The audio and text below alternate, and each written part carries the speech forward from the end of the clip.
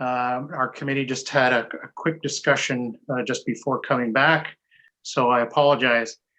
All right, so welcome to Aurora's Committee of Adjustment meeting. I will start by introducing the committee members and staff.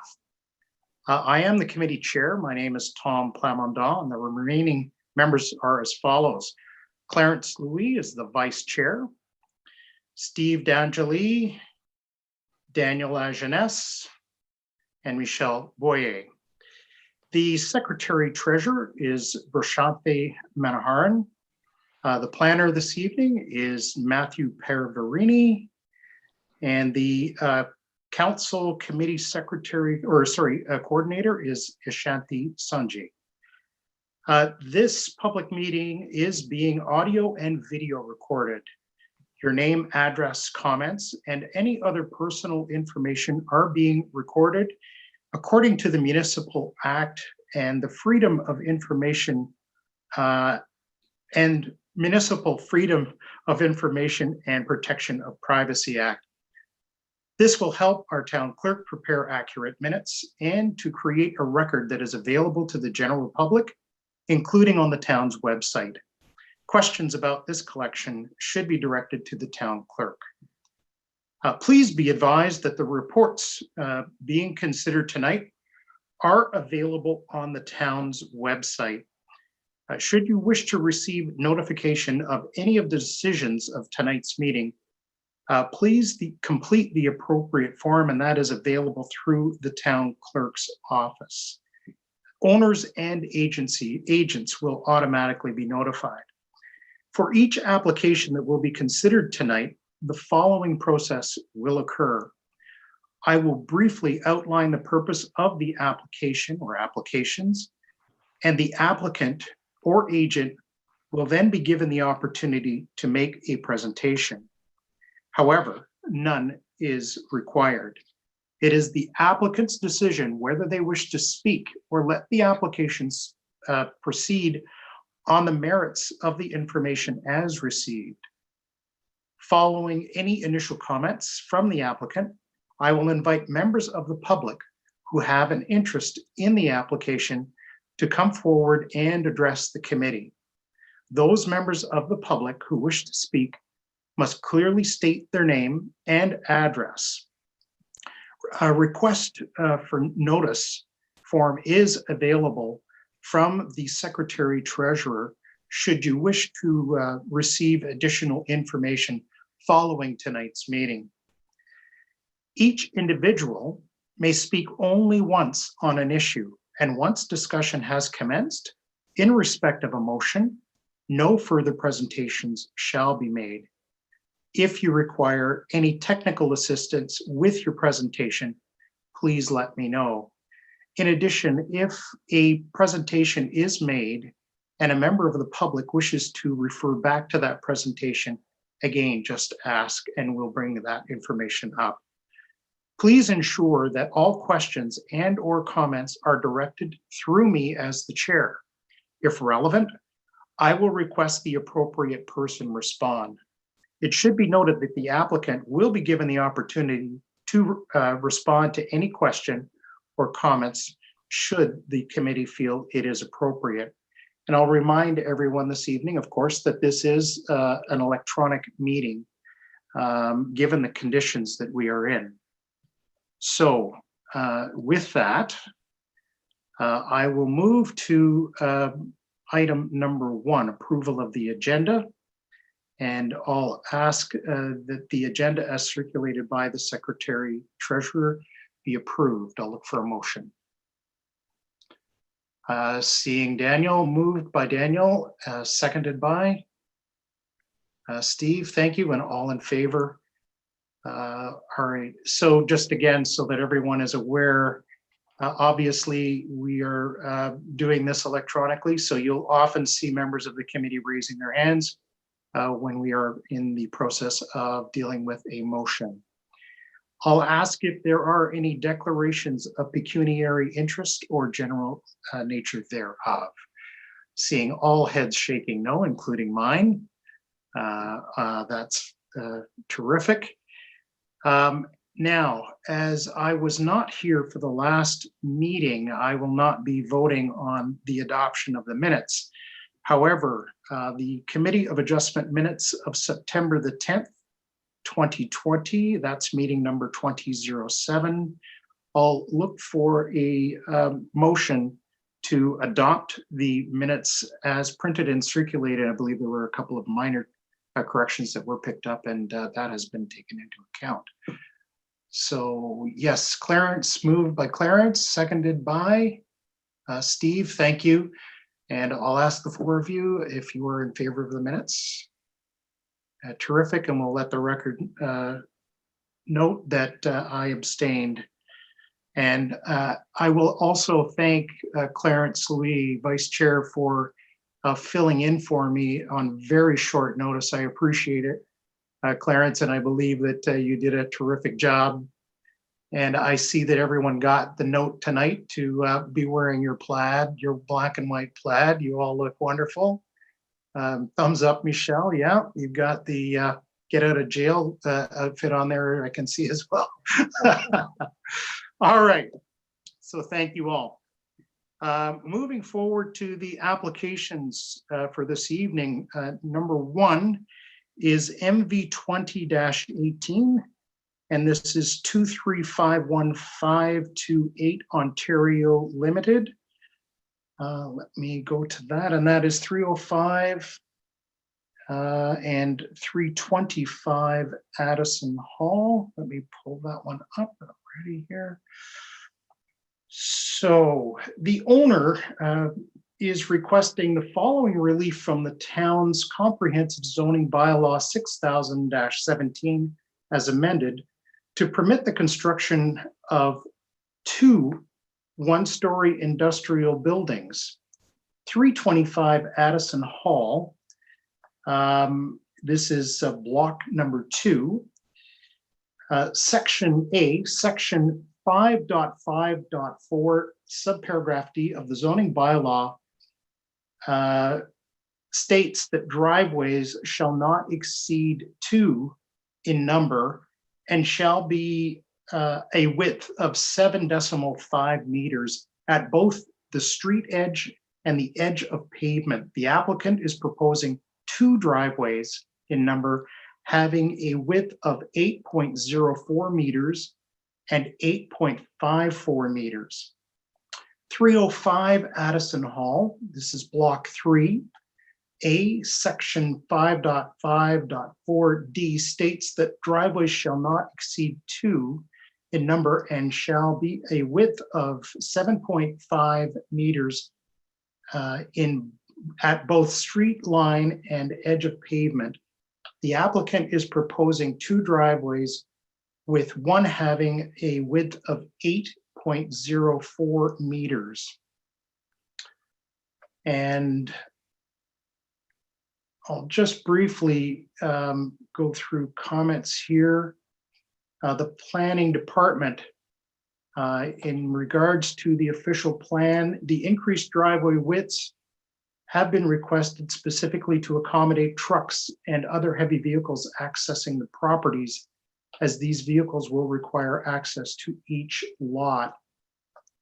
Planning staff are of the opinion that the variances requested meet the general intent of the official plan.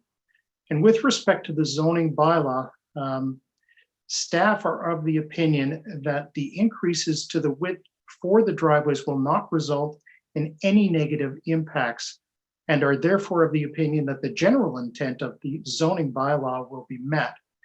In terms of the desirable and appropriate development or use of the land, again, planning staff are of the opinion that the variance as proposed and considered to be desirable for and appropriate for the development of the land. And are they minor in nature? Planning staff reviewed the proposed driveway widths, and again, the lands and the use are not seen as having negative impacts. Other departments and agencies circulated. Engineering services, no comments provided at the time of writing the report. Building Division, the preliminary zoning review was conducted. No comments provided specifically on the application at the time of the writing of the report. Accessibility Advisor, Traffic Analyst, Operation Services and Parks Division all reviewed the application and have no objection. Central York Fire Services, no comments provided at the time of the writing of the report. Legal Services reviewed the application with no objections. Regional Municipality of York, no comments provided at the time of the writing of the report. Lake Simcoe Region Conservation Authority, no comments provided. And Electric Utilities reviewed the application and have no objection. Is the applicant available at this point? Comments provided at the time of the writing of the report. Legal Services reviewed the application with no objections. Regional Municipality of York, no comments provided at the time of the writing of the report. Lake Simcoe Region Conservation Authority, no comments provided. And Electric Utilities reviewed the application and have no objection. Is the applicant available at this point? Yes, I'm here. Provided at the time of the writing of the report. Hello? Legal Services reviewed the application. Oh, hi. Can you hear me now? Yes. Hello? Okay. Yeah, you're there. Just hang on one second. Is there someone on a telephone line? That's me. I'm the applicant. Yeah. Okay, so you've been waiting for my voice to catch up, and so obviously I'm way ahead of you here. But go ahead. Okay. Good evening, Mr. Chairman and committee members. My name is Giuseppe DeChico, and I'm with Global Architect, who is the agent for the owner, eManson Investments Limited. We are requesting 3 variances from the town's comprehensive zoning bylaw, 6000-17, section 5.5.4D, which states, driveway shall not exceed 2 in number and shall be a width of 7.5 meters at both street line and edge of pavement. For 325 Addison Hall Circle, which is block 2, we are proposing 2 driveways in number, having a width of 8.04 and 8.54 meters. And for 305 Addison Hall Circle, which is block 3, we are proposing 2 driveways, with one having a width of 8.04 meters. We believe that the proposed variances meets the intent of the official plan and the zoning bylaw, is considered desirable for the development, and is considered minor in nature. Thank you for your time. Thank you, sir. Appreciate your comments. All right. Is there anyone here from the public who wishes to address the committee on this item? Through you, Mr. Chair, we have no live delegates. Thank you, Bersanti. That's terrific. All right. Any comments or questions from the committee? I have one. I'll direct it to staff, actually. So looking at Addison Hall and the center driveway, which I believe is the one that we are referring to as having a width of 8.54 meters. And that 8.54 meters applies to the width measured from the curb back to the property line. But in reality, if you look at it, it's actually 9 meters in width. I understand we're straddling a property line here, but in reality, the width of the driveway, curb to curb, is 9 meters. And I'm wondering, staff, should there not have been a reference to the actual width of that driveway entrance? Through the chair, because it is a shared point of ingress and egress for the driveway and it straddles a block line, the zoning bylaw interprets it as a driveway on each property. So in terms for a zoning perspective, it is delineated as 8.54 and the 2.59 and change on the east block. So from a zoning perspective, that's the way it had to be delineated for purposes of this variance application. But in actuality, yes, it is a wider driveway than the 8.54. Okay. So we're confident that the numbers that we're using would stand up in a zoning test, if you will. Through the chair, yes, zoning delivered the preliminary zoning review, which identified any non-conformities with the bylaw, and this was the only one that was identified. Okay. All right. Thank you for that. I appreciate it. That was the only question that I had. So any other questions on it? Seeing none, I'll ask for a motion on the applications. Let me just double check one other thing. Are there any conditions associated with this application? Yes, there's just the one note that the variance applies only to the subject property. Okay, and subject to substantial conformity with the plans. So to the applicant, I'll just double check. You're aware of the condition that applies to this application? Yes. Okay. Yes. Thank you. I'll look for a motion then from the committee on this application. Stephen, go ahead. Thank you. Through you, Mr. Chair, I move that we approve minor variance application 2020-18, subject to the conditions outlined in the staff report. Thank you very much. I'll look for a seconder. Michelle, thank you. I'll call a question. All in favor? Terrific, and that carries unanimously. Thank you very much, sir, and enjoy the rest of your evening. Appreciate you being here. Thank you, Mr. Chairman and committee members. Stay safe, stay well. Take care. Thank you. Thank you. Thank you. Good night. Good night. All right. Moving forward, item 2 is minor variance MV 2020-19, and this is for the Ward family at 88 George Street in Aurora.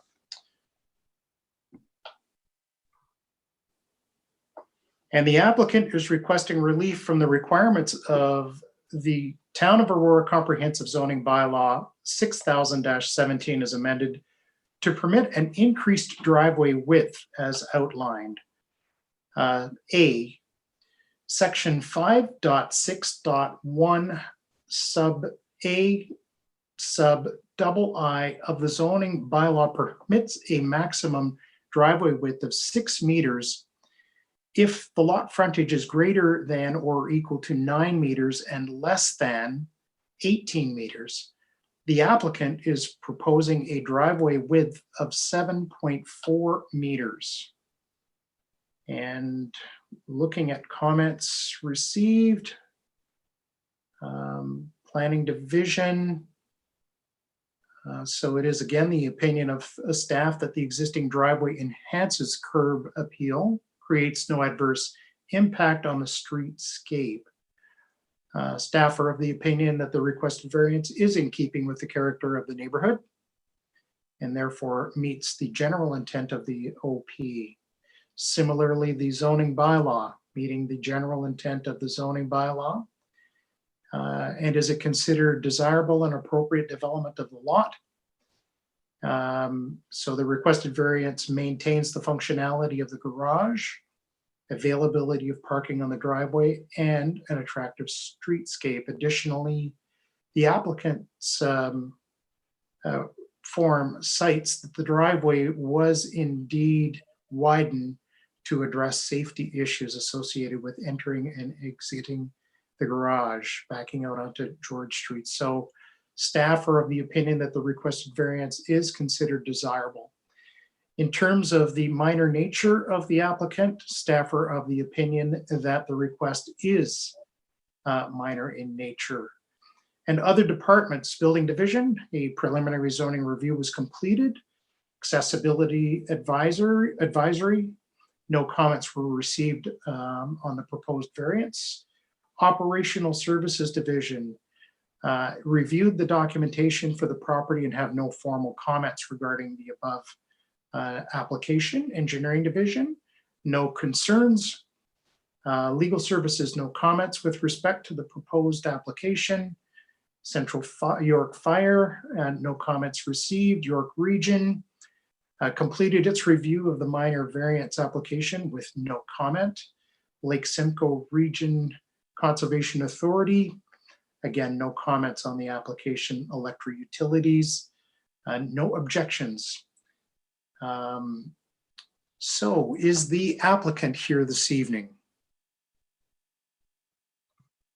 I believe, Mr. Ward, you have muted your microphone, so you may want to just reach over and there should be a little microphone there. If you hit it, it should, there you go. How's that? That's wonderful. Good Welcome. evening. Thank you. Was there anything, any presentation or anything that you wanted to add to the application at this time? Yes, there is. There's a few slides that I'll ask Ashita to bring up on the screen, please. Thank you. Good evening, Mr. Chairman and committee members. My name is Glenn Ward. I reside at 88 George Street in Aurora, along with my wife Leslie, who is a co-applicant on the minor variance application that we're discussing this evening. Tonight, we're seeking approval of a minor variance to permit a driveway width of 7.4 meters at our house, which is in excess of the 6.0 meters permitted in section 5.6.1a.2 of the town's zoning bylaw. I should note that the current width of the driveway is in fact 7.4 meters. The next slide is just a brief summary of some supplementary notes that were included in the application. So I just want to give you a bit of background. In late July, bylaw enforcement issued a notice of violation following a referral from the town of Aurora Roads Department, who on a drive-by had noticed a curb cut on our front curb. We bought this house. It was an infill house in built in 2016. And when we purchased it in 2017, the driveway width at that time was 7.1 meters. In 2019, last summer, we did some landscaping improvements in the front, adding soldier course to both sides of the driveway and widened the driveway, one side of the driveway by 10 inches, 25 centimeters. And that was done to address some alignment and safety issues associated with entering and exiting the north bay of the garage, which I'll attempt to show you on the next slide. And at the time that we were doing the work last year, we weren't aware of the requirement to apply to the town for this widening. Next slide, please. So this slide, I'll start with the photograph on the lower left. The prior width is shown in red at 7.1 meters. And the current width is as per the photograph with the soldier course down both sides. On the left side of the driveway, the south side, we cut into the asphalt to put the soldier course in. Whereas on the right side, we widened the driveway by 25 centimeters at the curb to address some issues associated with driving into and backing out of the right-hand bay of the garage. And I've tried to show that in the top right schematic, where you can see that the front of the house is not parallel to the curb. It's a little bit difficult to see with the screen as it's showing, but the house is not in fact parallel to the street. This prevents us from driving in straight and backing out straight of the north bay of our garage. So previously, when we backed out of the right side of the garage, the north side, we'd sort of head towards the front lawn and then have to realign ourselves as per the yellow arrow on that schematic. So the work that we did didn't completely solve the issue, but it did improve it. So it was a slight driveway widening on the north side, which helped to address the alignment and safety concerns. Next slide, please. Included within the application is a request that we respectfully request that the fees related to the application be reimbursed or waived. While we now realize that our driveway width at the time of our purchase of the house was in excess of what is permitted, and that we should have sought town approval of the 10-inch widening last year, we feel that there are a number of considerations that support this request for fee relief. The first point, there were no resident complaints associated with this variance request. The NOV, the notice of violation, was issued solely as a result of the observations of a Town of Aurora employee. In fact, we've received multiple compliments from neighbors in terms of how we've improved the property and the streetscape of the neighborhood. The second point was the fact that we've widened the driveway by only 10 inches, 25 centimeters, and that was done to address safety concerns as per the previous slide. Third point was the town had multiple opportunities to ensure that the infill house construction was compliant in 2016. And through discussions with the town staff, I understand that the driveway width concern was in fact noted during the inspection and permitting process at the time of construction, and that the town failed to act to bring it into compliance. And lastly, there's at least 7 other infill houses in our immediate neighborhood with non-compliant driveways that are wider than the permitted width, none of which have obtained relief and have confirmed that through the town. So that concludes my presentation. Thank you very much. Thank you very much, Mr. Ward, much appreciated. So again, Bersanthi, I don't believe there are any members of the public that wish to speak on this application. Can you just confirm? Yep, through you, Mr. Chair, I can confirm we don't have any delegates for this application. Okay, thank you very much. I'll look to members of the committee for any comments or questions to the applicant. Seeing none. All right, let me just go to staff then on the question of, first of all, Mr. Ward, your presentation was much appreciated because just driving by, which is what I did, when you're looking at it, it actually doesn't look quite as severe a bend, if you will, or an offset to hitting the street, George, on a perpendicular.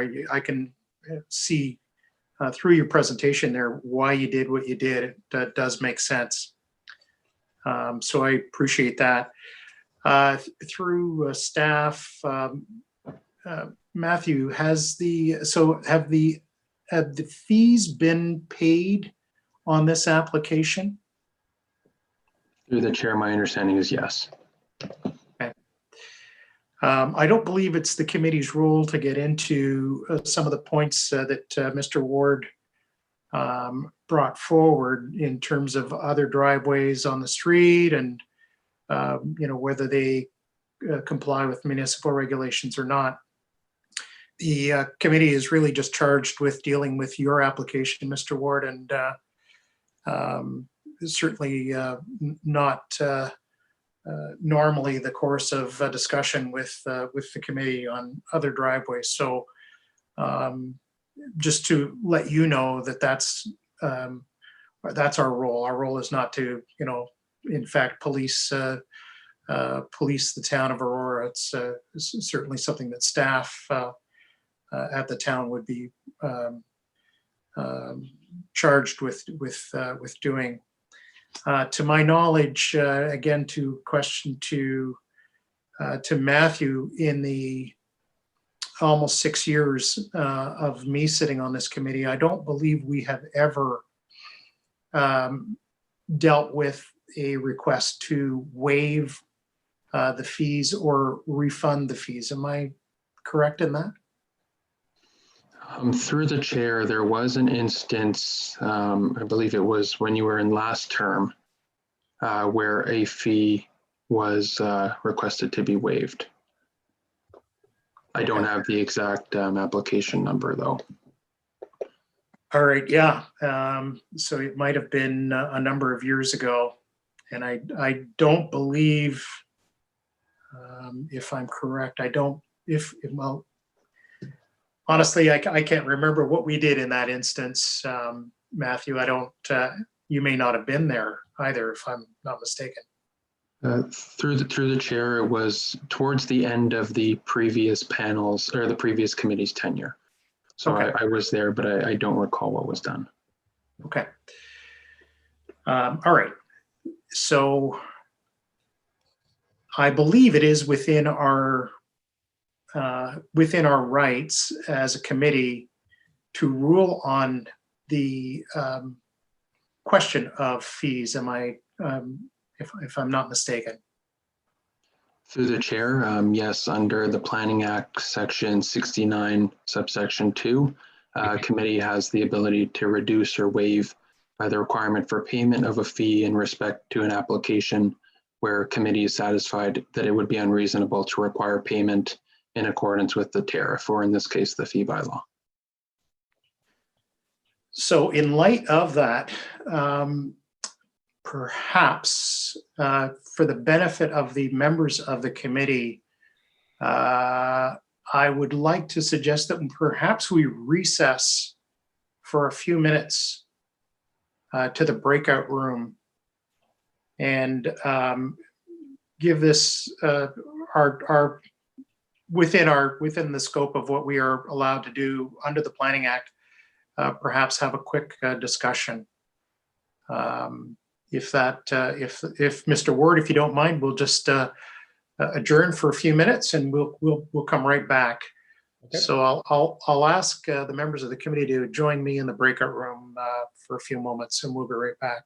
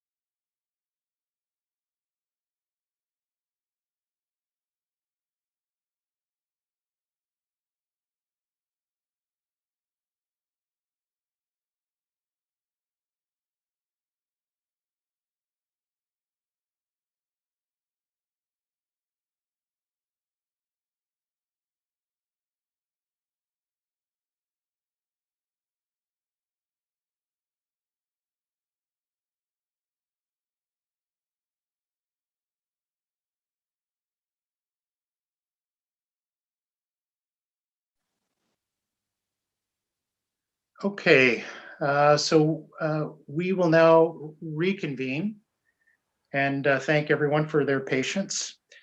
From time to time, situations do arise where we have a new committee here, and these are things that they and we will see for first time. Better to take a moment and go over the contents, Mr. Ward, of your presentation and your request. So we have done that, and we are prepared to look at a motion or motions from the committee. So can we get a motion on the application? And your mic is muted there, Steve, but please go ahead. Thank you. Through you, Mr. Chair, I think we are just dealing with the motion on the variance application at first, correct? Correct. Sure. So thank you. Through you, Mr. Chair, I move that minor variance application 2020-19 be approved, and there are no conditions on this application. Thank you very much. I'll look for a seconder on that. Daniel, thank you very much. And I'll call the question. All in favor? And that carries unanimously.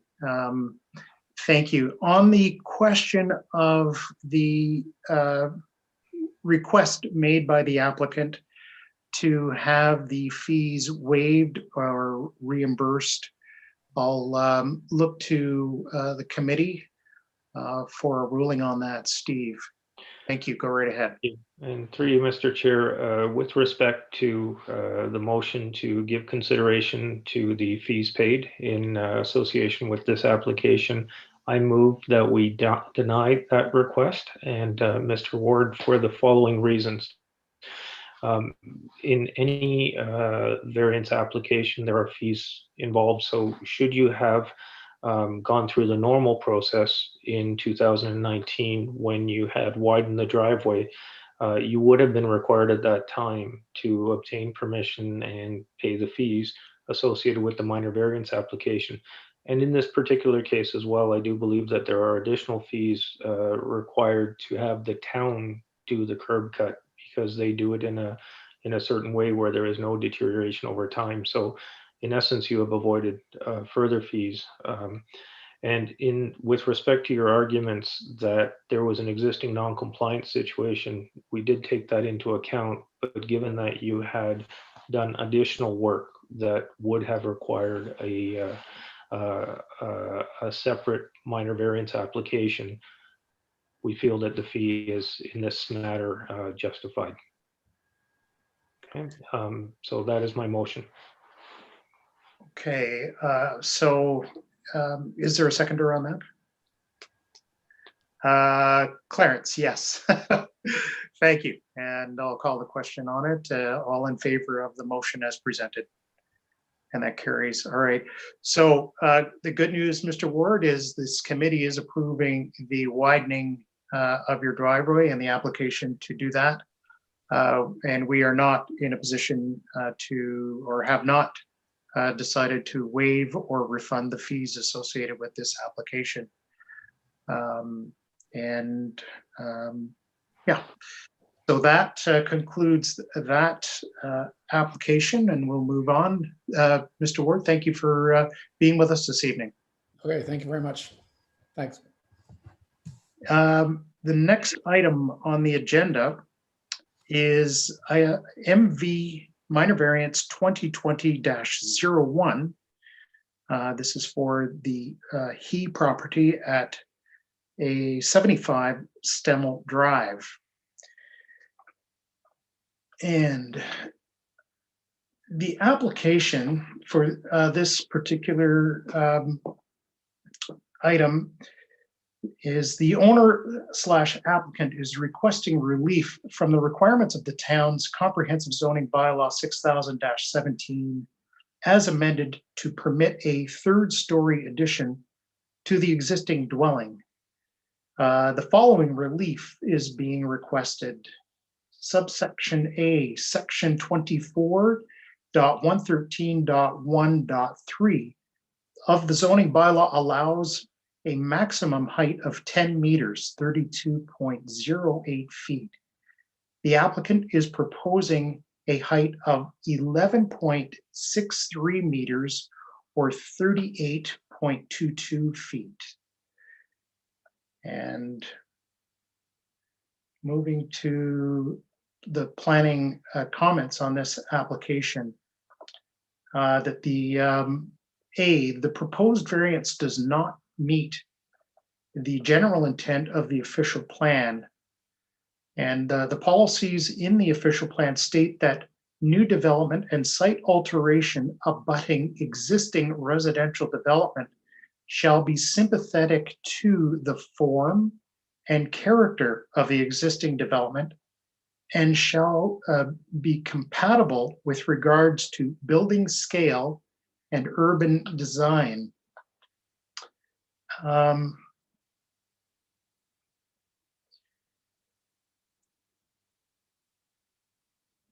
Sorry, my mouse is jumping around here.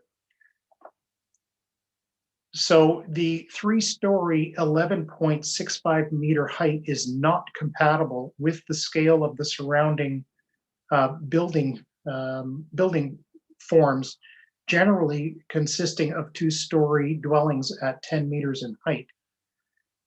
Does not meet the general intent of the zoning bylaw.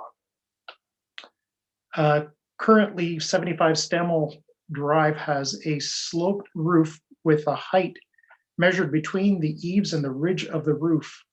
With a height of 10 meters, the proposed 3-story addition would change the roof to a flat roof, resulting in a height of 11.65 meters. The intent of the maximum height provision of 10 meters is to maintain consistency within the neighborhood. Staff are of the opinion that the proposed height of 11.65 meters is not consistent with the zoning bylaw intent, and that permitting an increased height of 11.65 meters to accommodate a 3rd story is not consistent with the neighborhood character. Worth mentioning here is that as previously stated, the applicant did not provide a reason why the proposal cannot comply with the zoning bylaw in their application form. So no justification was provided. The variance is not considered desirable for the appropriate development of the property. The applicant, staff are of the opinion that the proposed increase in height does not constitute desirable or appropriate development of the property. The increased height would not be consistent with the height established in the neighborhood and would provide a precedent in the area if approved. The applicant did submit a shadow study as part of the application to demonstrate shadowing impacts on the neighborhood property. Although the shadow study appears to demonstrate no significant shadow impacts on surrounding property, when examining the variance based on built form and compatibility, staff are of the opinion that the proposed height of 11.65 meters or 3 stories is not in keeping with the established 2-story built form of the neighborhood. Further, it is not considered minor in nature. It is the opinion of staff that the neighborhood character would significantly change if the proposed addition with a height of 11.65 meters was approved. Other commenting agencies, including the Building Division preliminary zoning review conducted to confirm the variance required for the proposed work. Engineering Services, no comments with the proposed variance. Electra, no concerns with the proposed minor variance. Legal Services, no comments provided at the time of the writing of the report. York Region, no comments with the proposed minor variance. Lake Simcoe Region Conservation Authority, no comments. And no comments from Transportation or Other Services. I will, for the benefit of the public and the committee, indicate that although the staff report indicates that there were 4 written submissions received from residents with concerns. My review of documents received to date indicate that there are 10 separate letters or emails from residents on the street who have either expressed concern over the height, the massing, drainage, and other concerns.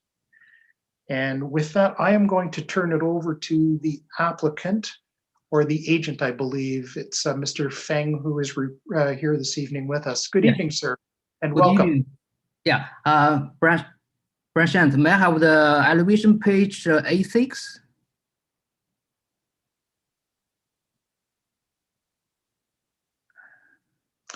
For the record, can I get your name Yes, and your address, please? yes, yeah. Good evening, chair members and the city staff. My name is Yue Feng. I'm the agent for the 75 Stanmore Drive. And this is a really simple project. It only have the height variance. And the existing building roof peak height is 11.8 meters. The new addition height is 11.65. So we lower the height for 15 centimeters. And you can now see the new addition from the street at the front of the house. And may I have the shadow study, page 12?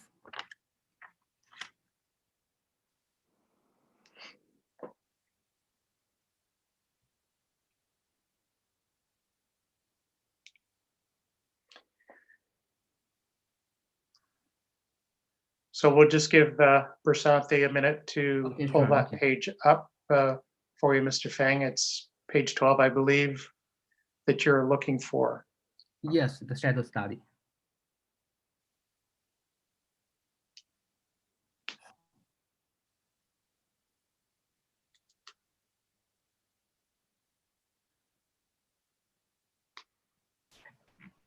Through you, Mr. Chair. I know it says page 26, but there's only 13 pages in the shadow study, and the page that I have up right now is page 12 Yes, of yeah, the 13. Yeah, okay, yeah, page 12, yes, yeah. go ahead. I haven't seen the page change. I think he's looking for page 12 of his package, Bersante. So if you scroll ahead,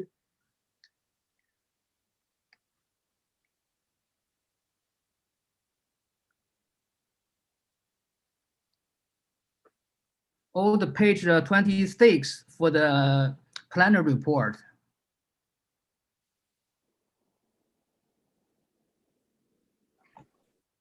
Yeah, I have page 26 up now. Oh, actually, yeah. Do you see it on the screen? no. No. Okay, 1 second.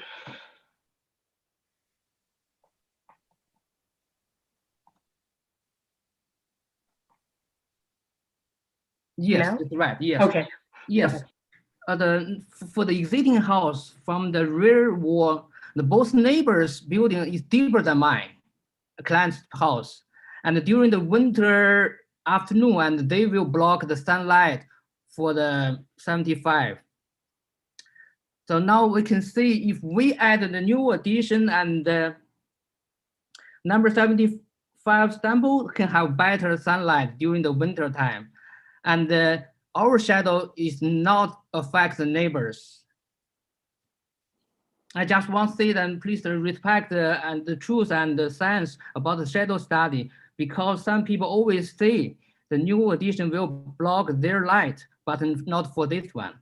And also some people told my client, go home, go to your home country to build this house. And this house will be rooming house after. Here my client want to say this house will be single family house forever. And the city's inspector and the bylaw officer will come to see this house anytime 24/7. Thank you. Through the Thank- chair, I just wanted to, sorry, through the chair, just a quick comment as he is referring to this shadow assessment. Yeah. I believe we are listening here, or the purpose of today is to the third floor, not the extension to the back. So this shadow does not impact, or is not impacted by the third floor, it's impacted by the extension.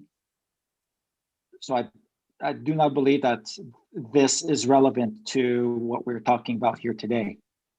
Yeah. Yes. Okay. Okay. You know, just for the purpose of discussion and members of the committee, we will, once the public has had a chance to comment on the application, we'll come back for questions and comments from committee members, just so that we follow our protocols here. Thank you, Mr. Feng, for your comments and your presentation. Appreciate that.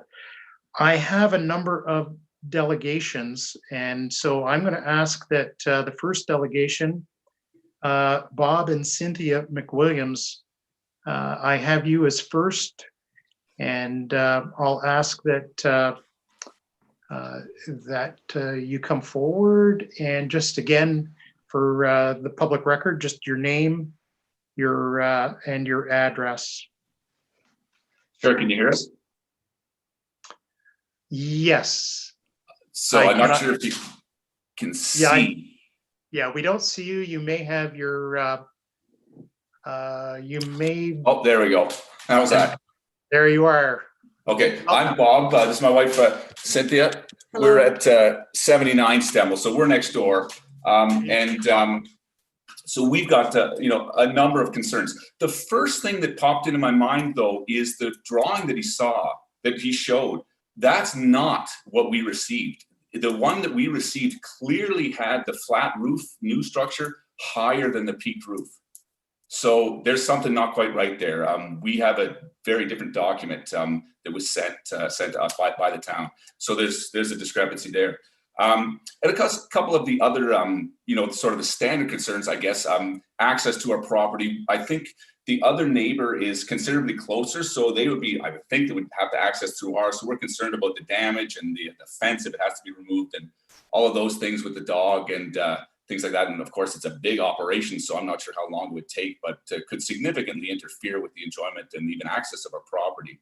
The other thing is I guess it's not maybe not related to the bylaw, but it's still important. We have 4 working adults, 2 adult children, and us working from home during this COVID thing for the foreseeable future. And a big construction zone next door could be a big problem with noise all day. But that's not strictly related to the bylaw. But the biggest thing, another thing related to the height, I think the biggest thing is the height. If you've seen the house, and it's hard to appreciate from the drawing if you don't quite see it, it already, it's a 2-story house, but it already towers over the homes around it because the basement is basically at grade. So it's slightly below grade in the back and pretty much at grade in the front near the street. So, it's a 2-story house, but I'm telling you, it's a full story higher than our 2-story house. And so they are, the additional story really is realistically a 4th story, technically 3rd, of course, but realistically a 4th. So that puts it even way higher than, and so the general height and these, the drawing discrepancies, I mean, the height really is the major concern here, but I think I've covered my point. So I suppose that's about all I need to say. Cynthia, did you want to add anything to your husband's comments? No, I think that he's covered it well. And again, we were just very quickly kind of taking a look when we saw the drawing that was shown. It's showing the flat roof being at the same level as the peak, and yet are lower. And then when the drawing that we had seen would actually be higher than that. I don't know the representative when he was making his comments whether they've altered it further, but I think that would be also the other concern that that's just unclear to us. But as my husband has mentioned, it is a very large home as it currently is. And so we just have a concern about the size of this project and the size that the house will end up being, considering the width of the lot and the length of the lot and the homes surrounding it like ours. Okay, thank you. Mr. Feng, what I'm going to suggest, you can take notes while members of the public are speaking, and you will be given an opportunity to comment on their concerns once we have collected those comments. And so if you want to take notes and then come back, once all members of the public have spoken, you'll be able to address those comments specifically. So with that, thank you very much, McWilliams family, for your comments. I'll move on to the next delegation, and that would be Nick Rushton. Sir, welcome to the meeting this evening, and the floor is yours. You have about 5 minutes. Please go ahead. And your mic is muted, so just hit that little button. Should be up at the, there you go. There you go. Welcome. Didn't have my glasses on, sorry. It's okay. Thank you, Mr. Chair, members of the committee. And thank you to Steve in particular, who was here the other day talking to myself and one of the other neighbors while he took some pictures of the residents in question. So my concerns are purely very similar to Bob and Cindy's, and I'm sure that will be very similar to Chris and Lisa's comments. You know, this house is the largest house on the street already. Judging by the drawings, they want to make it 33% larger. I mean, they're not only talking about building up, but also back as well. And it's the it's the back that I have an issue with. When we bought this house, our backyard is completely private. In the summertime, you know, there's no windows that look on our property. This house, the way it's being proposed, will have all kinds of windows looking down on us, and we simply don't want that. That's not why we purchased this house 8 years ago, and we love the neighborhood. And in talking with all the neighbors, you know, ones that are on this call, as well as ones that are absent this evening, I don't think anybody wants this for this neighborhood. It doesn't fit in with the rest of the houses. You know, it's going to look like an apartment building essentially, no. and we don't want that. So I speak for my wife, Mickey, as well. Yeah, that's all I have today. Thank you very much, Mr. Rushton. And just for the record, you are at 83 Stemmel Drive. Correct? That's correct, Mr. Chair, yes. Thank you very much. All right, and I'll move on then. I understand that there is a third delegation, and that is Chris Vander, and I'm going to apologize for probably pronouncing it incorrectly. It's Vander Koji?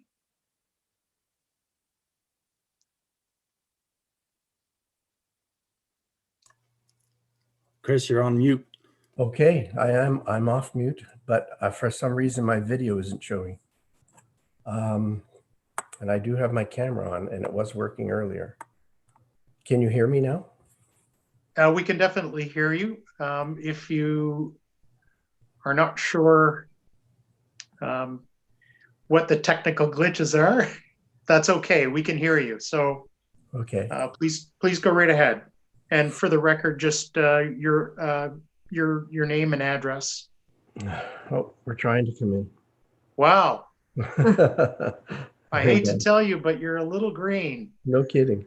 Hang on, take this off. Okay. Wow. It's okay. Amazing.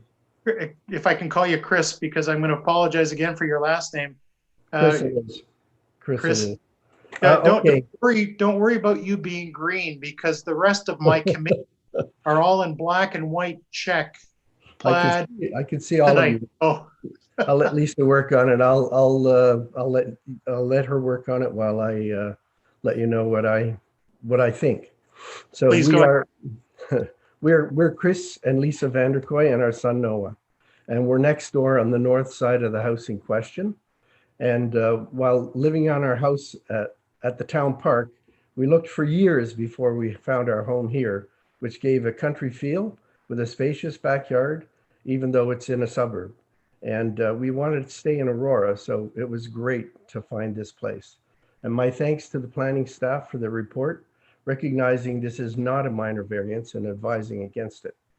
I've spoken to at least 10 neighbors in our immediate vicinity, as Nick have, and they're unanimous in opposing not only the additional floor, but the 3-story addition at the back as well. And 75 is officially a 2-story house, as Nick indicated, with a basement, but realistically it's 3 stories because the front of the first floor is a garage and the back is a walkout, both at ground level. And the result is that the house appears huge and towers over the neighboring homes. As it stands, it already fails to fit into the neighborhood. We accepted that when we moved here, since the position of the house was such that we did not notice it that much, although we did realize that the existing structure does reduce the amount of morning sun. It should be noted that the position of my house is incorrect in the applicant's plan. It shows the extent of the addition of 17 feet 9 inches to be almost flush with my house, when it would actually extend another 12.5 feet beyond the back of my home. So I would be looking at a huge wall 20 inches from my property. That's the distance from the existing house to my property line. The Planning Act states new development and site alteration abutting existing residential development shall be sympathetic to the form and character of the existing development and shall be compatible with regard to building scale and urban design. You read that. I suggest that not only does the additional floor fail to meet this criteria, but the proposed 3-story addition fails as well. That's the part at the back.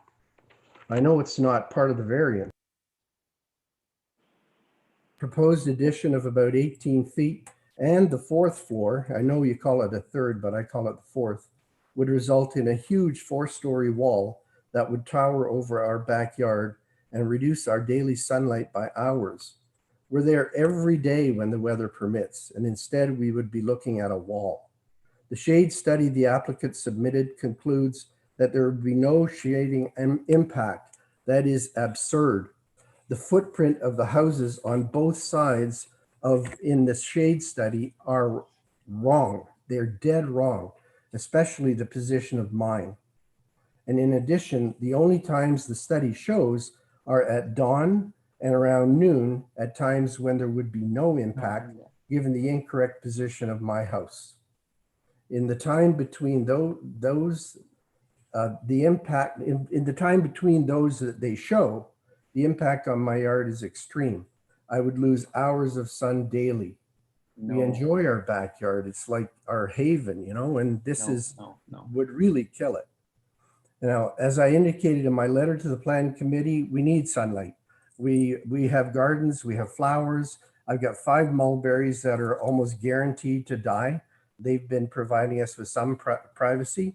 In the winter, when the sun's level is low, we get the least amount of sunlight, but it comes directly into our home, and that would be cut off. The high and large deck they added greatly imposes on our privacy now, but by extending it back almost another 18 feet, they'll essentially be in the middle of our backyard. And then the 4th floor, which is what the variance is about, I see that as a fire hazard as well. It hasn't been mentioned anywhere, but with it, it's both for the occupant because of the escape needing to go down 4 floors, and also for us, because if there was a fire there, with all that additional material towering over our house, we would be looking, you know, our house would burn for sure. And then there's also drainage concerns.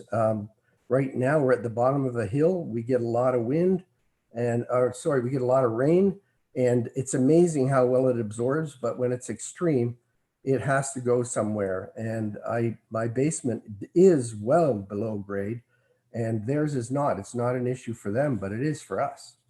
Now, several well-known local real estate agents have also advised me. They've been in this community for like their entire existence, and they indicated it would greatly devalue our home, and it would probably devalue other homes in the neighborhood as well. And unlike, whereas an appropriate upgrade would actually probably increase the value, but this is not appropriate. I hope my neighbors will see that their home can accommodate their needs as it is, or find a larger home that suits them.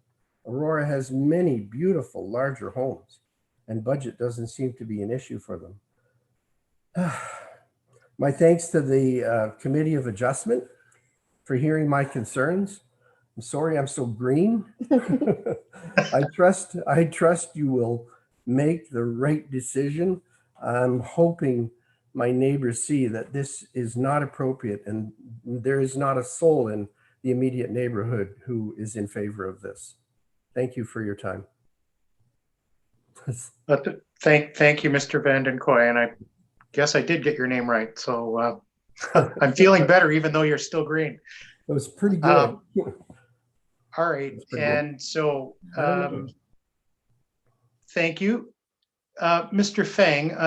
I'm going to go back to you at this point because I want to give you an opportunity now that you've heard from three delegations, and let me just circle very quickly back to Bersanthe. These are the three that I had on my list. Is there anyone else from the public that has joined the meeting? Sorry, Mr. Chair. It's just the three delegates, no more. Terrific, thank you. I see a hand going up. Steve, yes. Yes, Mr. Chair, I think we may also want to mention and ask the applicant's representative if they've had a chance to read the other letters of opposition. I believe we had several that were circulated prior to this meeting. Yes, and thank you, Steve, for reminding me of that.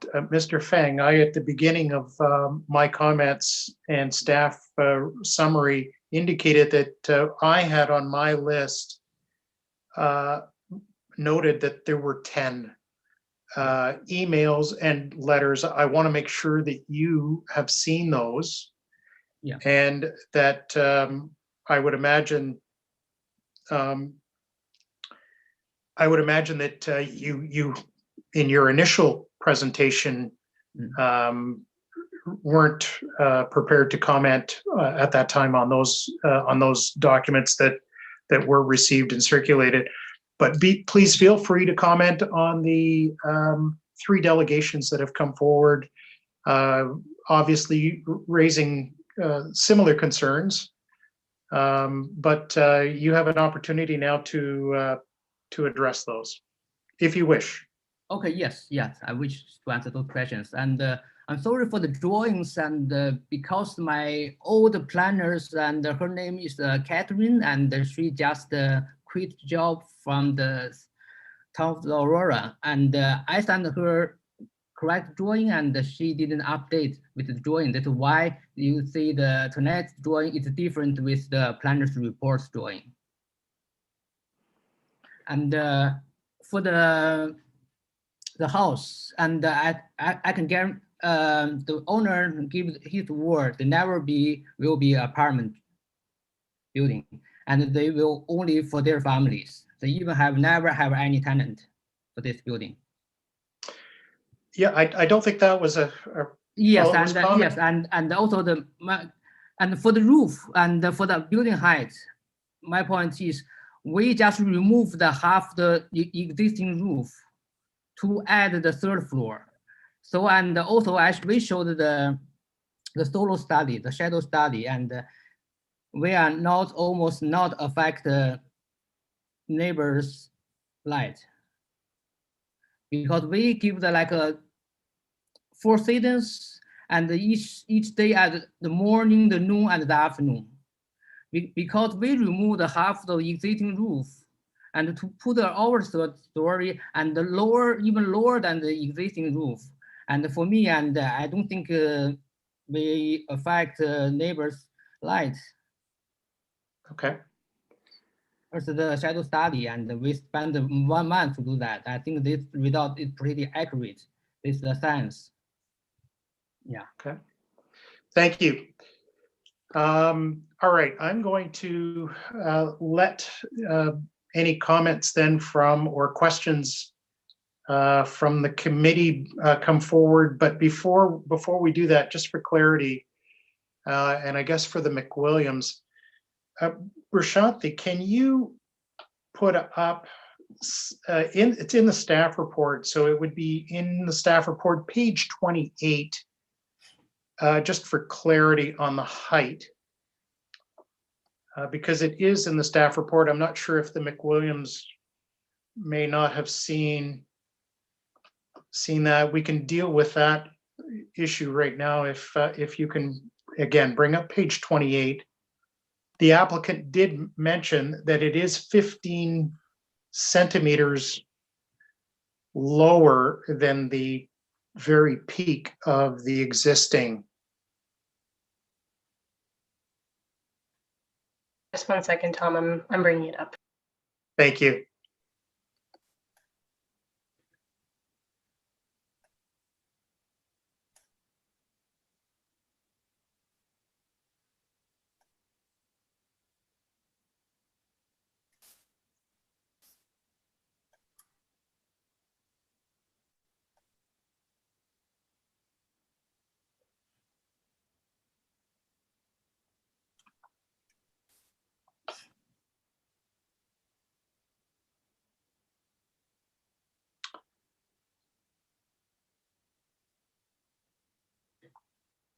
Yeah, so it's the self-elevation.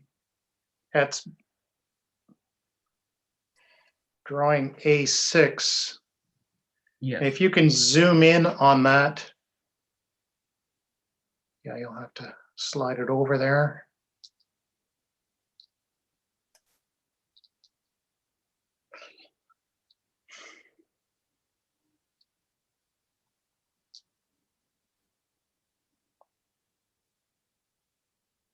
Are we allowed to sort of ask a question? No, what I'm doing, Lisa, is I want to just, on the application package that was circulated, you may not have seen this, so it sounded like it was different from the comments that you made. I just want people to understand that that is the document that Mr. Feng was referring to. And you can see that it appears that the flat section, you probably can't see it, but I've got it up on my computer here, and I can tell you that it is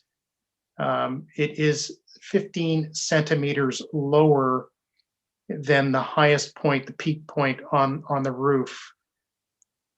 And while you have it up, yeah, there you go. Prashanthi, while you have it up, and I'm just doing this, members of the committee, I hope you all don't mind, just to clarify a couple of technical comments. Okay, so we can see that. Prashanthi, can you then scroll, I guess it's up one to page 27. And for clarity's sake, if I understand Chris, you're at 71 Stemmel, which is to the bottom of the page there. And if I understood your comment correctly, the rear limit of your house is not what is reflected on his drawing. And if I understood your comment correctly, you're saying that your property would appear 17 feet back. In other words, not as deep as the projected property to the north. I'm actually the one at the top. You're at the top. I'm sorry. Okay. Top, the EX2 story building 70. That's not us. We're down here. Oh, wait a minute. But the deck is at the back. This diagram is so wrong because the deck is at the back. Okay, the 2-story building is there. The porch is at the front. And if you're standing to the right and facing the house, that's the front. I'm on the right side. So the EX2 story building 79 is me. That Yeah. is 71. That's me. That's right. So that's another mistake in the building I hadn't noticed before. But I went out with my tape measure and I measured. The distance between the houses is 45 inches. So it's already too close. The distance from the fence, from their house to my fence, is 20 inches. And then you can see where they have a line there, and it shows the existing building line, okay? And then it shows the addition, which is, let me see, 17 feet, I forget what it was, 17 feet 9 inches, I think I said, yeah. And it shows, in that diagram, the addition, it shows it to be flush. Well, the reality is that my house is not that far back, and it would actually be 12 and a half feet further back than what it shows and what it is. All right, and the diagrams are wrong. Same with the diagrams, they're wrong. Okay, so all I wanted to do is, while Prashanthi had that up, I wanted to note the inconsistency. It may or may not, just so that when we as a committee are looking at it, we rely on the information that the applicant provides. And that is why we appreciate when people do come forward from the public and identify things on drawings that may not be correct. When staff prepare their staff report, it's based on the information that they are provided. So in this case, it may be material to our discussion. It may not. It is material in as much as you've brought it to our attention, so it becomes material. And so I just wanted that clarified because, again, for the sake of the committee, before we get into questions and comments, those two I thought needed to be clarified. Prashanthi, if you want to take us back then, and I'm going to go back to the committee at this point. Unless, Steve, you had your hand up first. Did you need any of these drawings while we're in discussion? Well, I did have one question on the drawing that is being displayed right now. If you look at the far left side, it's 11.65 meters, and it seems to be reflected from it's not from the ground floor, from the main floor. It seems to be implying that that's from the ground. Is that a correct measurement, or should it be measured from the main floor? So that's to staff? To staff, thank you. Through you, Mr. Chair, to staff. I guess a clarification, the 10 meter in the R4 zoning, is that from the ground level to the top of the flat roof, or is it from the main floor? Because as has been discussed, there is a walk up here and we have an above grade basement, and the main floor is obviously significantly higher than ground level. I just want to clarify. Yeah. Sorry. Through the chair, height is taken from the average finished grade, and that is labeled on the diagram there, just under the dark portion, which shows ground level. Fair enough. Thank you. So I have a series of, through Mr. Chair, I have a series of questions. Do you want me to hold those? And I think Clarence was also, or would you like me to continue? How would you like? Well, why don't we do this just for the sake of ease and other members of the committee who may want to refer to drawings while she has them up. So Clarence, did you have any questions with regards to the material provided or these drawings? Mr. Chair, I do not, but my questions are more on a general basis. Do not need the drawings one. Thank you. Daniel, did you have anything with regards to drawings? No, as per Clarence, mine are fairly generic as well. Thank you. And Michelle? Same. Same. Okay. then with regards to drawings, I think I'm good. All right. So I'm going to go back to Steve. Steve, please go ahead with your general questions. So thank you. And Mr. Feng, my first question is, as we've seen here, the interior side yard setbacks are 0.6 meters and 1.25 meters. Could you maybe one of the questions by the public was how this construction could be potentially done were we to approve this application without any adverse impact to the neighboring properties? Okay, differently we will follow the bylaw, and I can speak to the owner and minimize the noise, and maybe they can start work late and finish earlier. And I guess, through you, Mr. Chair, I guess my question is, how would we do a demolition of a roof, and then construction? Would there need to be any side yard access or backyard access, or is everything going through the front of the building or the interior of the building? Who is this? He's Steve. He's on the committee. He was here last night. Or Tuesday night. I'm struggling with how a construction of this nature, which is not, as the staff has said, is not minor, how this building is built. It's obviously a fully built building. You have 0.6 meters on one side to play with to the property line, and they can use their garage. They will be open a big door in their garage on the back, so they can use the garage to move the material in and out. Through the house? Through the house, yes. You got huge garage, and they will make a big opening in the behind the garage door, so they will through the house.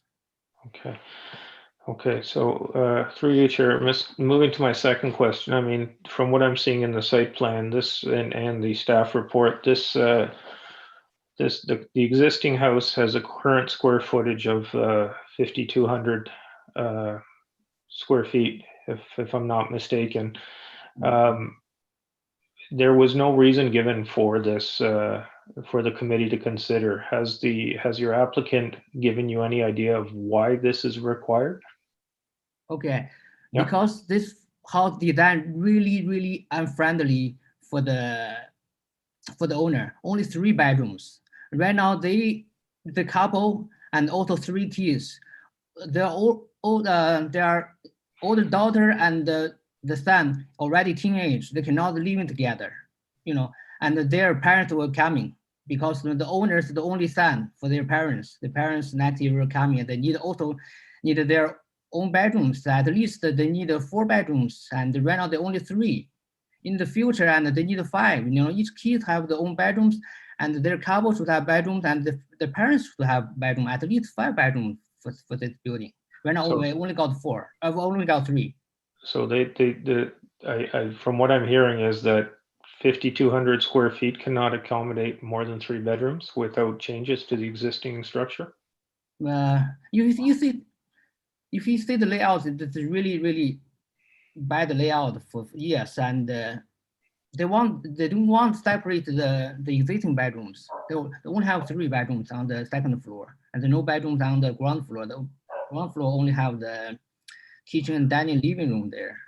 Okay, so I guess that gets to my next question. I think the staff report has outlined that this is a stable neighborhood. How would you characterize the existing home? Is it consistent with the staff has said that it is inconsistent as it's stated? I think that's really good questions. As I mentioned, if you go to the street on the front of the house, you never ever can see my 3rd floor on the front of the house. No, but I think, sir, my question is, staff has put in their staff report that the existing house is inconsistent with the neighboring houses. Would you agree that it is high? It is, as it stands, it is now a larger house with a higher roof? Yeah, this is why we cut the half of the existing roof. So actually, we did not create so much the airspace. We just take advantage of the, remove the half of the existing roof. I just replace the third floor. Right, That's but it.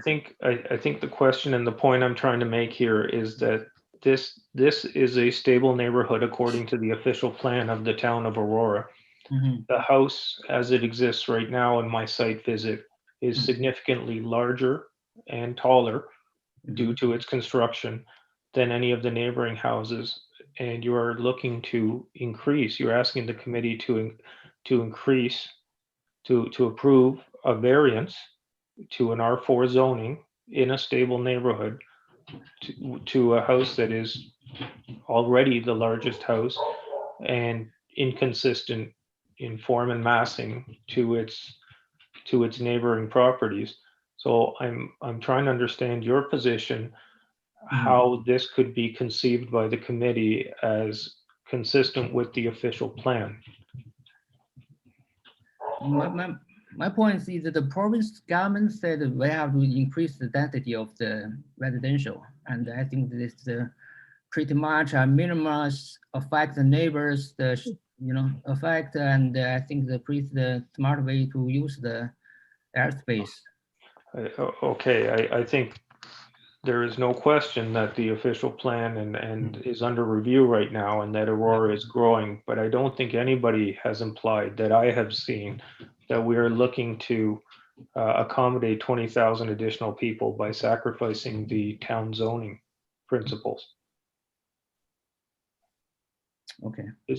Okay, so let me see here. And I just wanted to ask staff, through you, Mr. Chair, a question to staff, just a comment to staff, and also a question to staff to address some of the comments by the residents. So we are here today solely to look at the minor variance on the third floor addition and the minor variance to allow a variance to the height requirement. Is that correct, staff? Through the chair, yes. The preliminary zoning review just identified the nonconformity for height. Right. So what is not here before the committee today is the extension that is proposed to the rear of the house, correct? Through the chair, in terms of nonconformities to the zoning bylaw, no. Okay, perfect. Now, thank you, Matthew. And through you, Mr. Chair, just one more question. As it appears that the rear development conforms and is not to the zoning requirements and is not before us today, that being a stable neighborhood, would that be subject to a site plan review? Should they go ahead? The applicant go ahead? Through the chair, it is not subject to the stable neighborhood site plan review process, as it does not fall within the boundaries set out by the bylaw that was brought forward last year that identified the 3 areas in town. Okay. Thank you, Matthew. Mr. Chair, those are all my questions. Thank you. Thank you, Steve. We'll circle back once we've gone through all the members of the committee just to make sure that there aren't any other follow-up. Let me go to Michelle. And Michelle, do you have any questions or comments? My question was why? So I think we had, Steve asked a similar question and the representative has given a somewhat of an answer. My question is, looking at the existing home at over 5,000 square feet, and the indication is there's just not enough room to put in 5 bedrooms in a 5,000 square foot home. If this application is not approved, would there not be consideration through the chair to the applicant? Would there not be an opportunity for an architect or your team to come up with a plan within the existing footprint of the home to make it work? Given that the home is clearly the largest home in the neighborhood, And quite frankly, in my opinion, I'm in agreement with the comments made in the staff report. So again, we're going to just ask the question, Mr. Fang. Yeah. Normally when we get these applications, there is a reason given why you cannot comply with the bylaw. And that is what we've been hearing from members of the public and now, from various members of the committee. I don't believe we're looking at a setback issue. It's strictly a height. Why wouldn't it be possible just to extend the building, maintain your existing roof line, and comply? And the owner want to keep the existing bedrooms. They won't want to separate the bedrooms, from the 3 to create the 5. We did really hard and we tried and it's not work. Put another 2 bedrooms and until we put it on 3rd floor. Okay. All right. So I guess that's the answer, Michelle. Let me move on to Clarence. Clarence. Yes. Do you have any comments? Yes, I do. Thank you, Mr. Chair.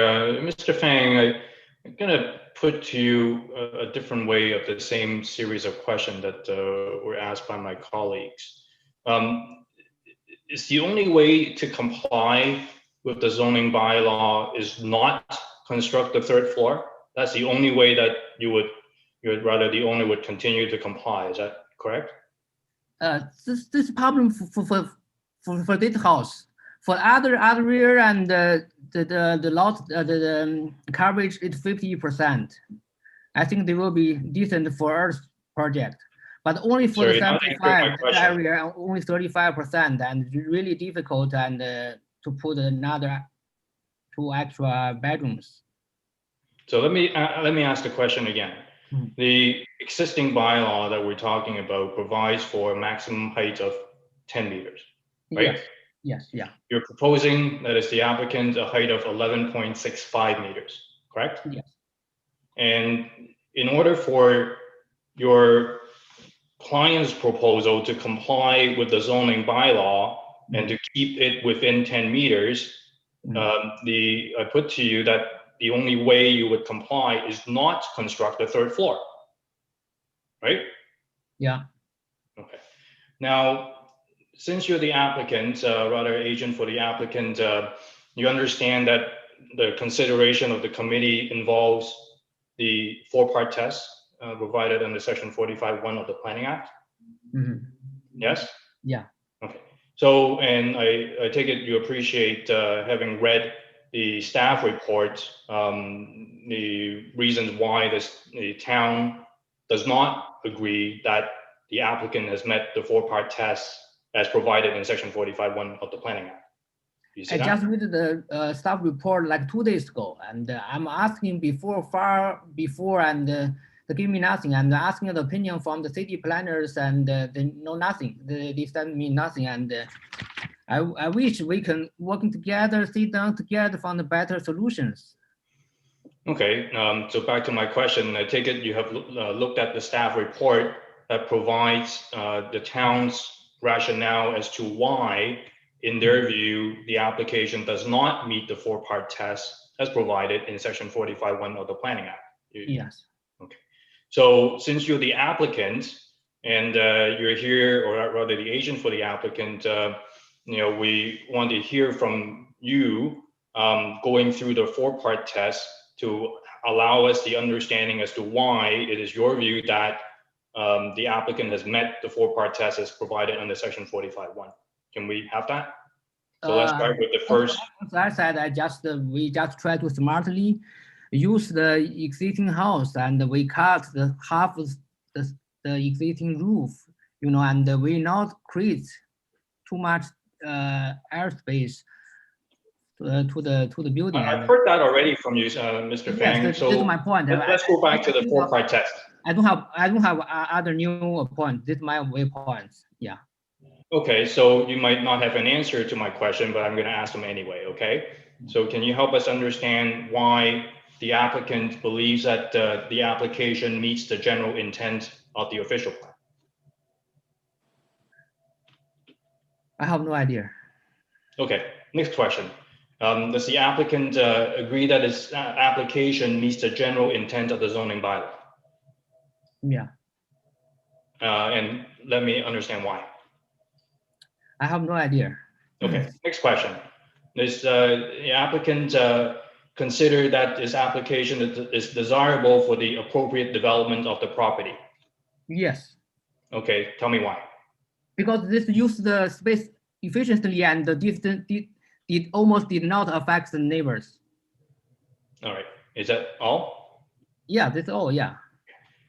Next test, the proposed variance is not, rather is minor in nature. Help us understand why this application is minor in nature when you're asking for a variance of a 1.65 meters. Help me understand why. So sorry, could you repeat your last Sure, question? it's a long question. Help us understand why the applicant is minor in nature. Clarence, can I just need to interrupt for 1 second. Yeah. So for members of the public,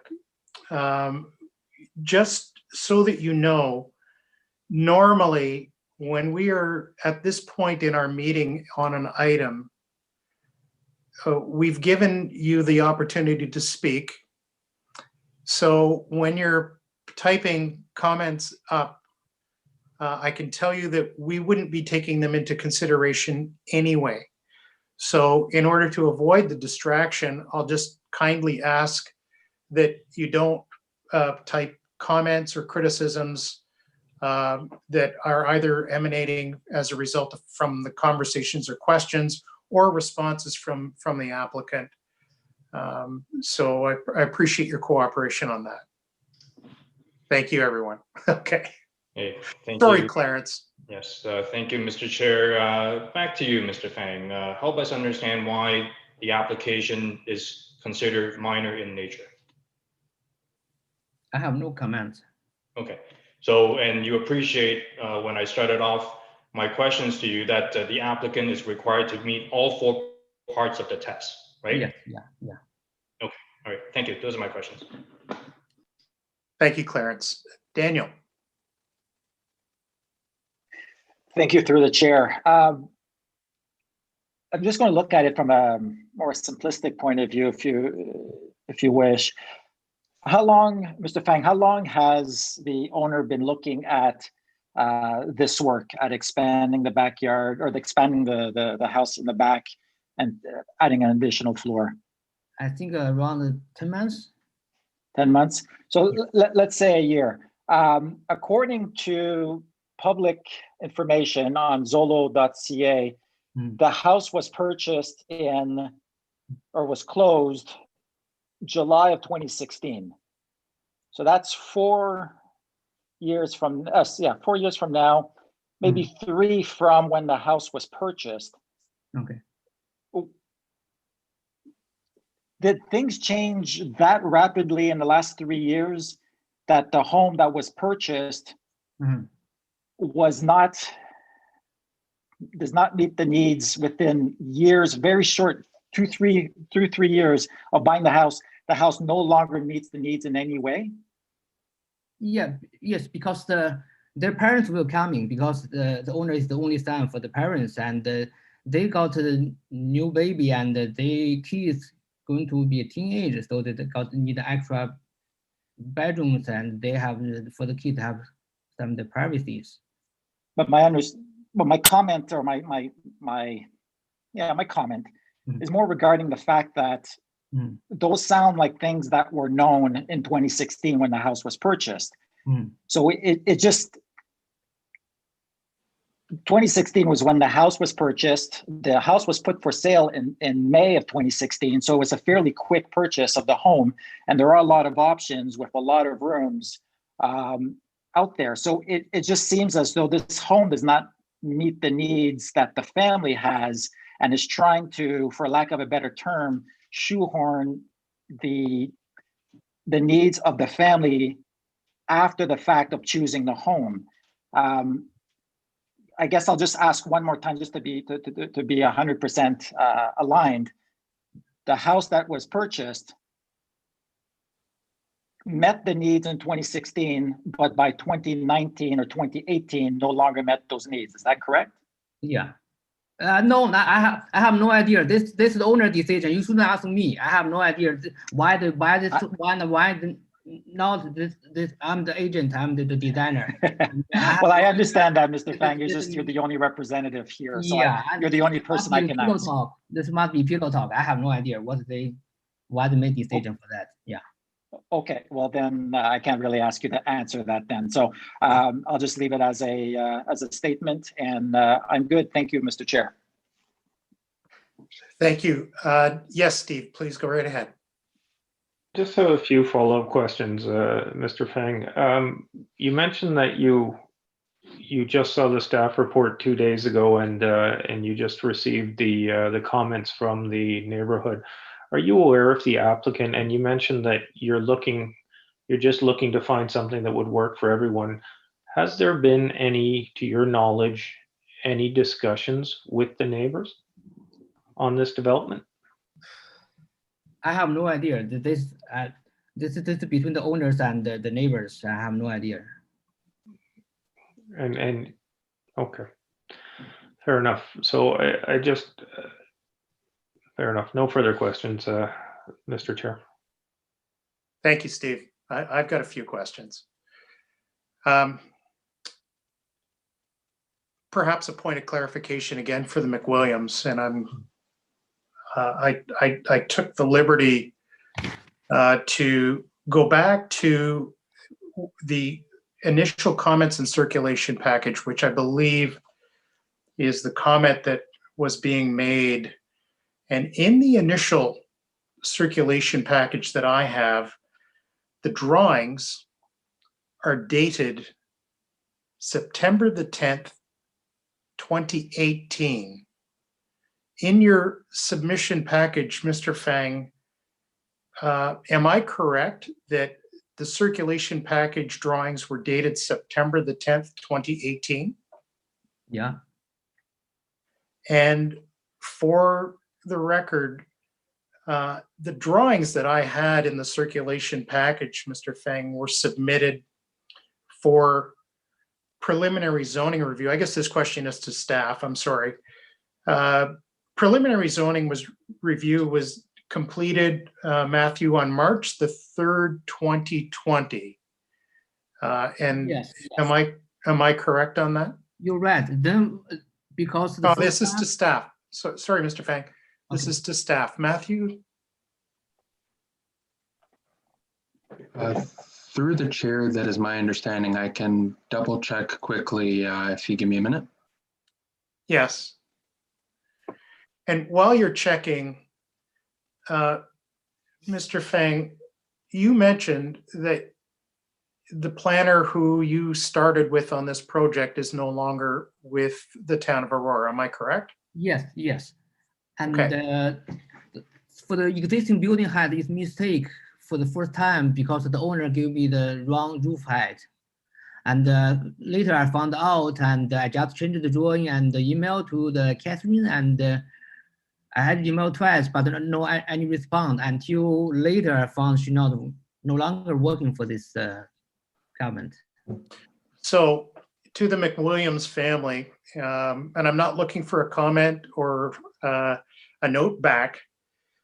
I believe that's where the discrepancy lies. The discrepancy, I believe, lies in the height of the roof and the drawings that were submitted with the initial package showing the existing roof at a certain height and the projection of the third story roof at 1.1, looks like 1.01 or 1.91 meters higher than the existing roof.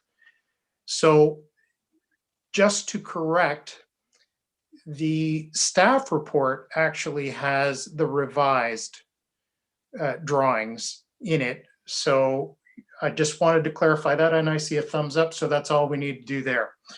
Thank you. Mr. Fang. Yes. Have the drawings for the floor plans that were submitted back in March, have those floor plans changed since those drawings were prepared? Oh, because the what's called the lost coverage was too big, so we changed it to make it smaller. No, the reason I'm asking the question Yes. is because in the staff report, we do not see the floor plans that were submitted in the initial package. So I'm asking if the floor plan drawings have changed No, substantially. No. Okay. Floor plan will be same. Floor plan is right. Only the difference is the existing roof height was changed. Oh, okay. Yeah, this is So- by mistake. Yeah. Let me then, for clarity's sake, I'm going to start right down on the garage level. Yeah. Okay. And in the garage level, you show the garage, you show a playroom, and you show another playroom, Yeah. and you show a very large storage area. Yeah. Yes. Yeah. So you have 2 playrooms on that floor Yeah.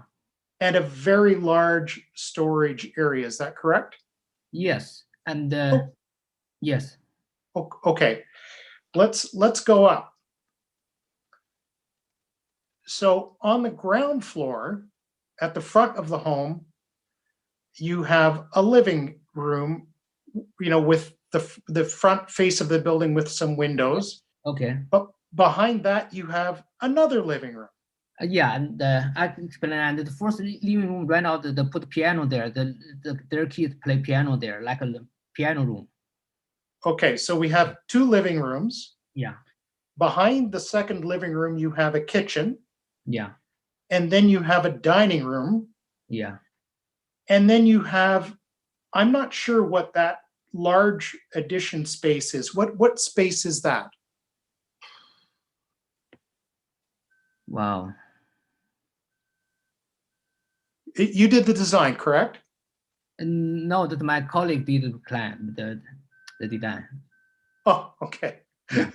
So that space is a very large space, but it's not labeled. Yeah. And let's leave that alone for a moment. Okay, sure. Let's go up. Okay. Yes. At the front of the house, I'm looking at a very large storage room with a closet. Is that correct? Yes. Yeah. And then next to it, a bedroom with a roof porch. Yes. Yeah. Then I have an area that's designated as WR. What does that mean? Washroom. That's a washroom. Okay, wonderful. Yeah. And then you have a washroom that's indicated, it looks like an ensuite to another bedroom. Yes. Yeah. It will be. Yes. Okay. And across the hall at the top of the stairs, you have another washroom. Yes. And then the addition is a bedroom. Yes, that's correct. Yes. Okay. Yes. So I'm going to keep going because there's another floor. Yes. And when I look at that floor, that is a very large bedroom. Yes. With a walk-in closet. Yes, this is the owner master bedroom. Yes. Okay. And then I have a roof area. Yes. Yeah. And in that, so there's a lot of unlabeled spaces, storage areas that are indicated that could very easily be bedrooms. Very easily be bedrooms. They're a good size. Okay, and even yeah, okay. I agree with that. And the new 5 bedrooms and the second floor, if you can put it on the front, the storage for the bedroom is okay, but they need 5. And you mentioned on the basement, you say the second playrooms, and I talked to the the owner, but you see that they got the big deck on the back. They don't have the sunlight for the basement, so it's really difficult to be a bedroom. You know. Well, you're right. There is a very large deck Yeah. on the back of that property, which obviously is required because from the back elevation, if you look at it, it does look like a 4-story building.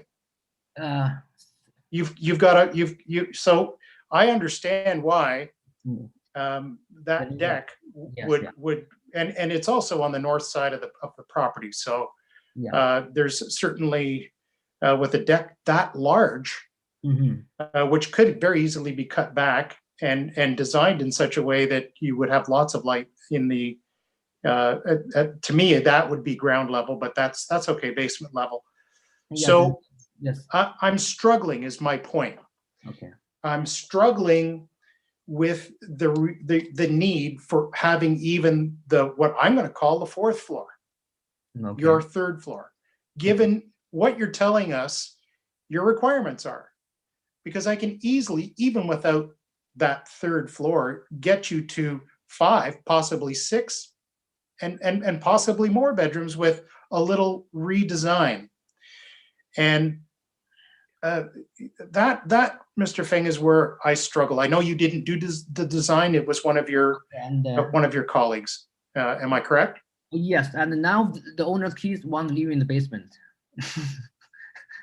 Yeah, and you know, for their cultures, and you cannot put your parents in the basement. You know, for the bedrooms, and for the ground floors, and they don't want, you know, they want just one for the, you know.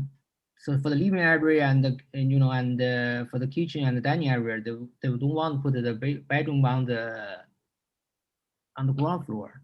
So the only opportunity for the bedroom, they want only for the 2nd floor and 3rd floor. Even I give the 4 bedrooms and for 4 bedrooms and but when the parents came and you know, I mentioned that he's the only kid for their parents. The parents are aging and 70s, and they have to stay with them, and the father being really ill, so they have to live with them. So at least they need 5 bedrooms, so they have to put the 3rd floor. Okay. Thank you for responding to my questions, and I can tell you that I'm certainly I can't see how I can support it. Steve, yes. Yeah, Mr. Feng, I would like to make a comment here. I feel the need to make a comment here, and we've had quite a few applications, in our short year here, that have got me to shake my head, because it seems like the applicant wants everything perfectly, is not willing to compromise, but is expecting the neighbors to compromise, does not make any effort to consult the neighbors or work with the neighbors, and expects the town of Aurora to compromise in their zoning.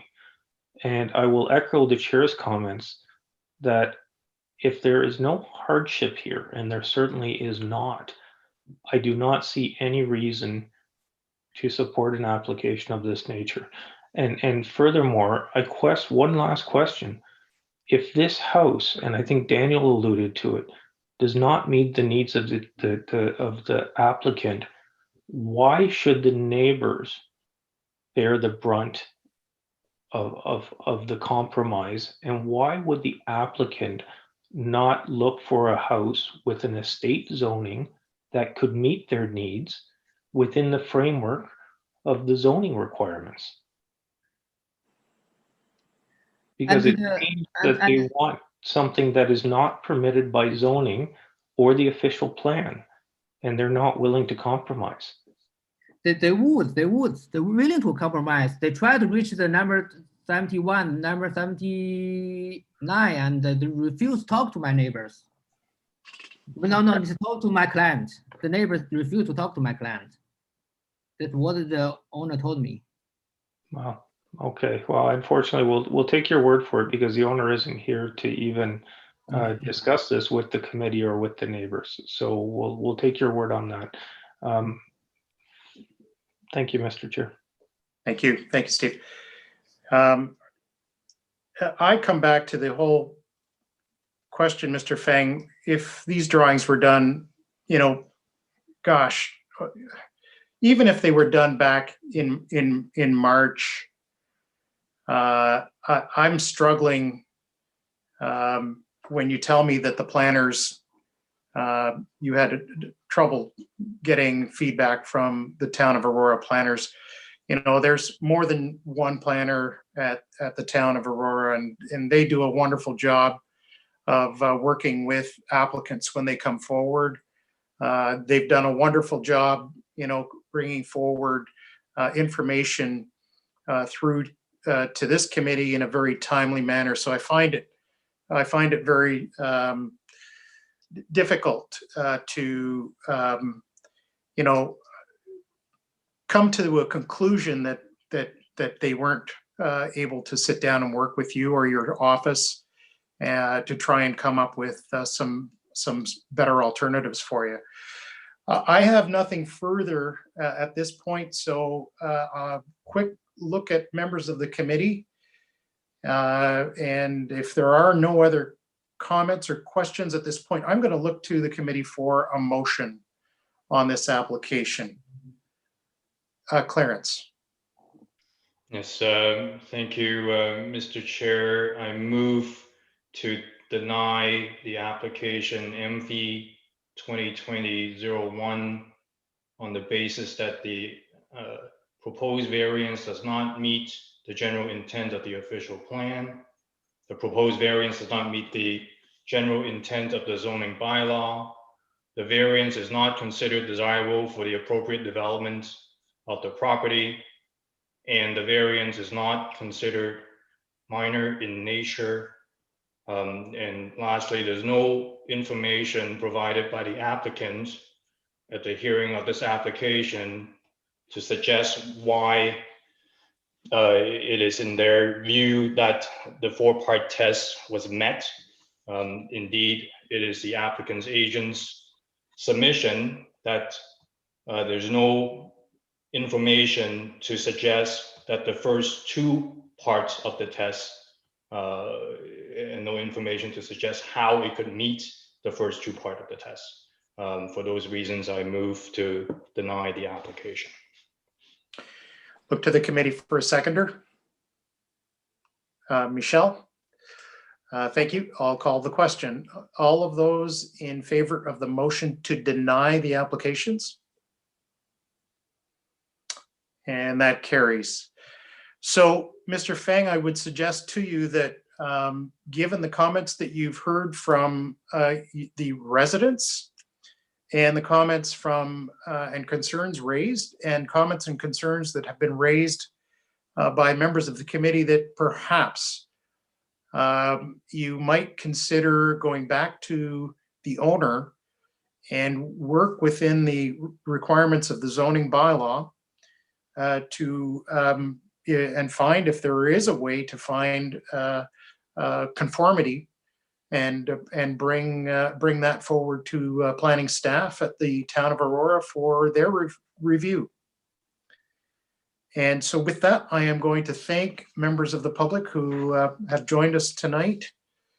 You've been very patient, and I appreciate that. And your input has been very much appreciated. I'll move on with the agenda and the actual agenda. We are at item number 5, new business. Is there any new business arising from members of staff and or the committee? Staff? Through you, Mr. Chair, there's no new business on my end. Thank you very much. Members of the committee, anything from yourself? Nothing. Matthew and Shanti, thank you very much for helping us out through this one. Much appreciated. And I will look for a motion to adjourn. Steve, motion to adjourn, seconded by Clarence, and all in favor of adjournment. I guess we don't need to, but we are adjourned.